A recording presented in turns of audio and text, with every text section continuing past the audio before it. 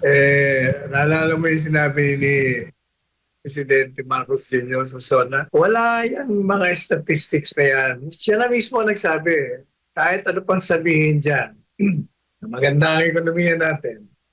Kung hindi naman nararamdaman ng tao, mga mamamayan, makikita nila mataas ang bilhin, pangunahing bilhin na kailangan sa pang-araw-araw.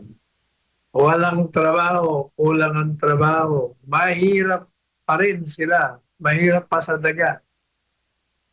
Walang kulang ang eskwelahan, kulang ang ospital, kulang ang medisina, kulang ang mga kalsadang maayos, kulang ang mga tulay.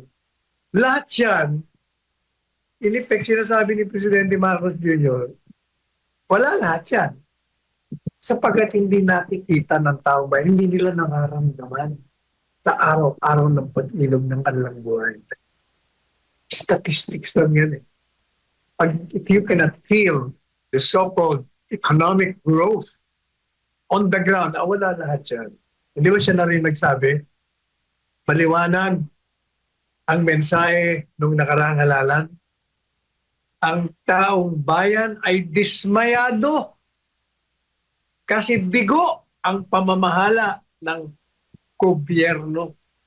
Kaya kailangan daw, galingan. Doon nga, di ba, pinuna ko siya, hindi galingan. Dahil kung dati nang magaling ang ginawa mo, hindi ba magiging bigo.